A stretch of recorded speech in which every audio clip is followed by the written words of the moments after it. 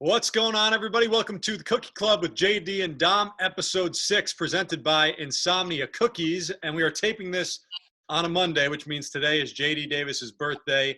Happy birthday to you. Because it's JD's birthday, we have a very special guest who really, he only came on to wish you a happy birthday. You may or may not know him, but he's kind of a significant figure in Mets history, and that is the captain, David Wright. What's going on, guys? Happy birthday. Thank you very much. The cap is here. That's True definitely way legend of more the important franchise. than JD's birthday. Happy birthday, JD. Dom, what's going on? Steve, how we doing? We're all hanging in, man. How are you guys? Hanging in there. Fortunately, everybody healthy. But just trying to keep the girls occupied, playing teacher and, all sorts of hats right now, which has been kind of fun to relearn preschool math and writing and colors. So, really keeping my education at a high level right now. So listen, I know I said that you were on here to wish JD Davis a happy birthday, but that was a bit of a smokescreen.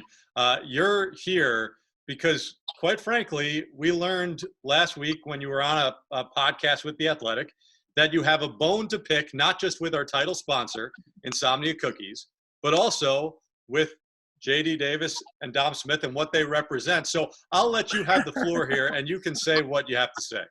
Well, that's not what you text me. You text me to come on because JD and Dom couldn't carry the ratings like I could. So you needed help with the ratings, so that's why you got me on. That's why you told me through the text message. But before we went on, I told you I was eating Insomnia Cookies and buying them while you two kids were in diapers. So I haven't once heard or got a text message about like giving the OG here some props for originally finding that place and bringing generation to generation to Insomnia Cookies for their cookies. So now I can get my props. So let me hear it. The godfather to the Insomnia Cookies. We are sorry to take credit away from you, but we are happy to take the baton away from you and keep on the tradition with the Mets and Insomnia Cookies. Good. Yeah, we appreciate you paving the way for us and showing us the right way to do it. Obviously introducing us the best cookies in the world. We definitely owe you a special care package that is on the way to you.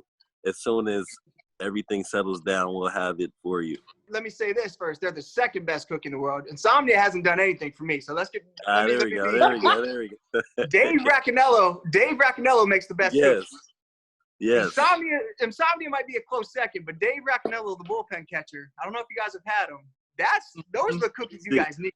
Oh yeah. I still haven't had one. I've heard the raves over the locker room, around the locker room, and people have told me how great they are, and I'm still waiting to have one. I want to try it because I heard it's amazing. No, so I heard, and I confronted Rack about this because I was very upset. I heard that he left a gift package of cookies on Pete's chair during spring training.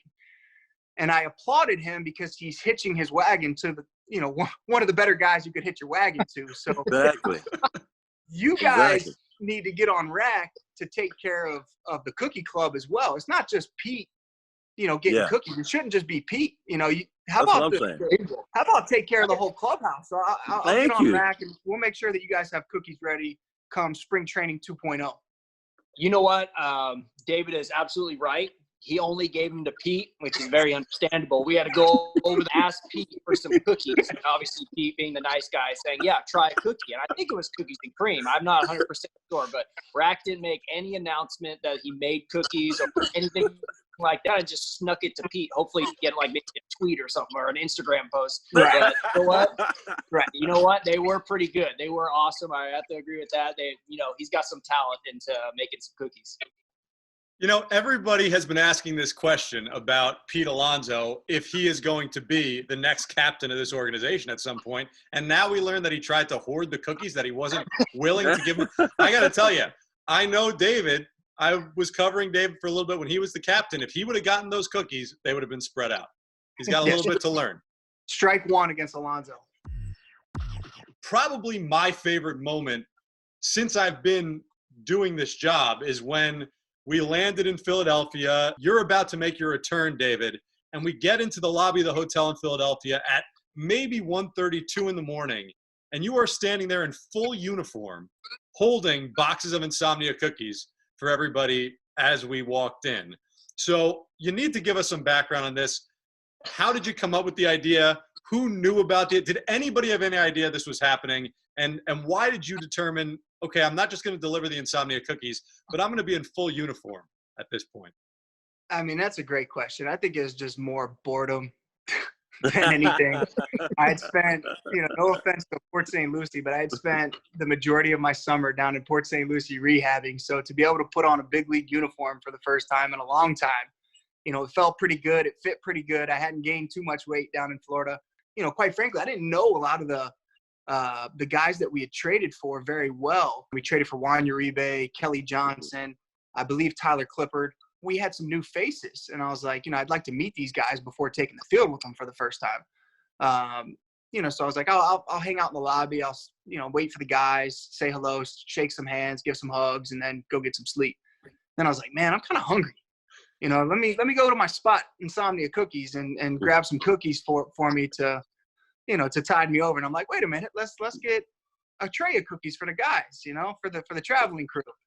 And then I had my baseball bag down there. I was like, let's see if this uniform still fits. So, it's just kind of a combination of everything. But, in all seriousness, what you guys are doing, the young core of this team, it gets me excited. It makes me think about, the years ago when, we had a young core, young nucleus that got along, that hung out, that went out to dinner after games, that, hung out and we're pulling the rope from the same side. And this reminds me a lot of that. So kudos to you guys for sitting around, talking baseball and kind of forming that tight-knit relationship off the field.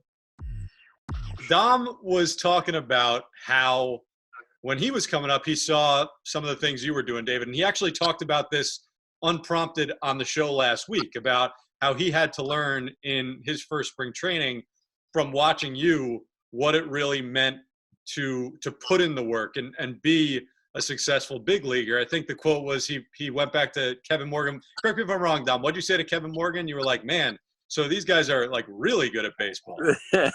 Yeah. It was something like, man, I don't know if I can do this. These guys are really good at baseball. And then he laughed at me. He was like, because I was like 18 at the time. He was like, you'll be fine. That's what he told me.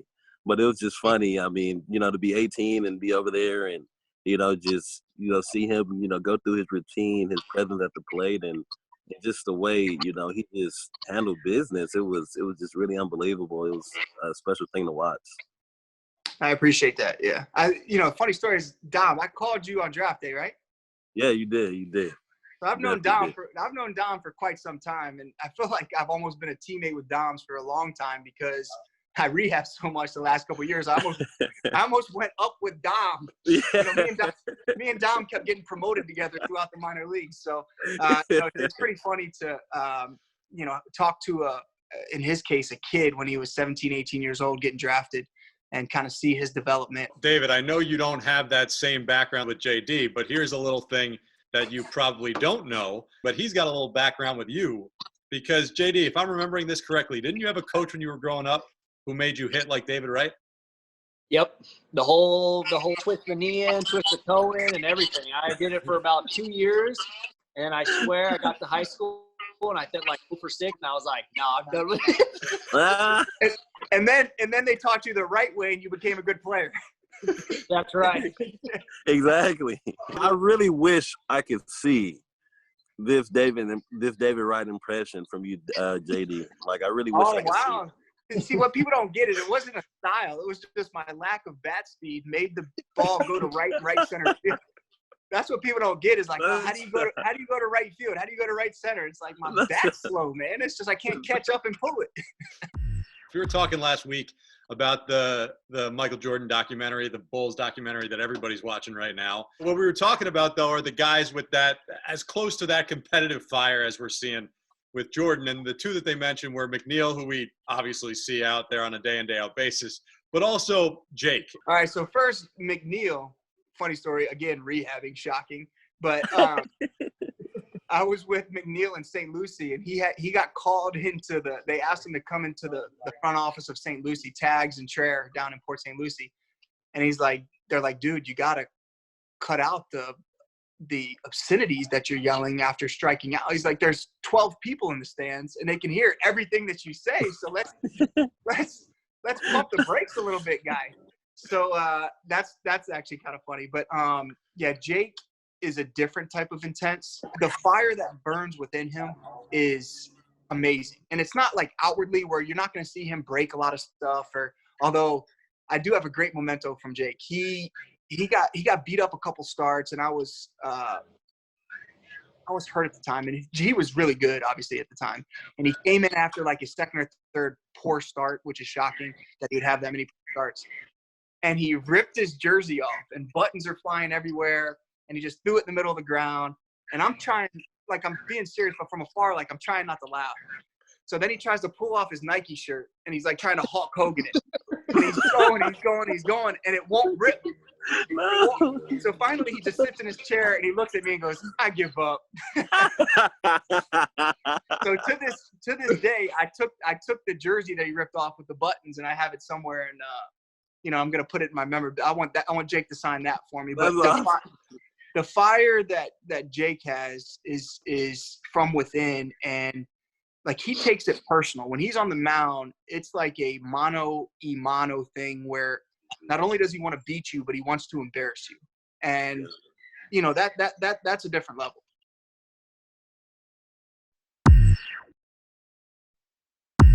So David, I know you're not an avid watcher of the show, but we've got a segment called Cookie Dough, but it's D''OH. Okay, so it's something embarrassing, something a little awkward. JD's had to deal with the whole old high school interview. Dom's had to deal with an interesting baby photo. I had to deal with a photo of me from college that should have never seen the light of day. This photo of you is out there, but I'm going to need some reaction, some backstory, and I want the guys to give their thoughts as well.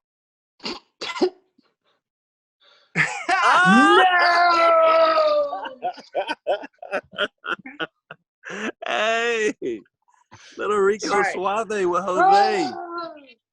That was believe it or not, that was in GQ, and I immediately regretted it. GQ came to us, and they're like, "We'd like to do a thing. You guys are young, up and coming," and I was like, "No way, I'm dressing like that. No way." And Jose's like, "Come on, man. We can be in GQ. And I said yes, and this is the final product. And probably once a month, I'll get a photo of this just with like laughing emojis. And I don't want David's status as a franchise icon, as someone in the front office who may have some impact on how things go. I don't want that to come in the way of what you guys are about to say. But, JD, I'd like you to start. Just break down what you see here. What do you see? I don't know what GQ had, a little bacon collar right there. I don't know if he pulled on it or they pulled on it too far. I like the hat. Looks like a little young Fernando Rodney. But, as later on his career started going even more sideways, at least someone could have gave you the heads up to at least tie your shoe, your right foot. I mean, come on. Like, come on, you're going on scene, you got your shoelace untied. I do believe that Jose, dressed like that to the field. I do believe that the gold jacket, that's swaggy. But, I think you guys nailed it. It was great. Dom? I mean, I agree with JD. I mean, you guys did a great job with that. Definitely Jose dressed like that. I can see you rocking that, on a Friday night, Taco Tuesday sometimes. That's your going out suit right there that you like to put on when you feeling special. Hey, Dom, JD, David's new to this, but Cookie Dough, it never fails. Never fails. Hey, David, I know you got to run, but Anthony DeComa would kill me if I didn't mention that you guys have a book coming out on October 13th. The Captain. The only question I have for you, I know you have to pre-order. You can pre-order it right now, but the only question I have for you is, how long into the process did you say, I made the wrong choice choosing Anthony DeComa to co-write this book with? He gets mad. He gets like his feelings hurt when I like say funny stuff or try to joke around about it. So Anthony, you're the best. He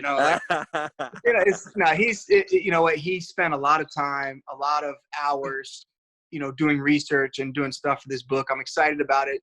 Selfishly, be something for me looking back on, give my kids something to say, your dad wasn't always this dorky, dad guy. So Really cool project, and I'm very thankful for Anthony's time that he's put into it, because he's really poured a lot into this project. Seriously, David, we are thankful for you for taking out some time we and really are. joining us on this. This was really a lot of fun. No worries, guys. It was a lot of fun. And JD, Dom, what a pleasure. And hopefully I'll see you guys hopefully soon. Hopefully. Crossing our fingers. And by the way, thanks for coming David, on, Cap. We appreciate this. David, no worries. You talk about being, the corny dad. This is how I end every show. This is about as bad as it gets. Hey, thanks for tuning in. And that's the way the cookie crumbles.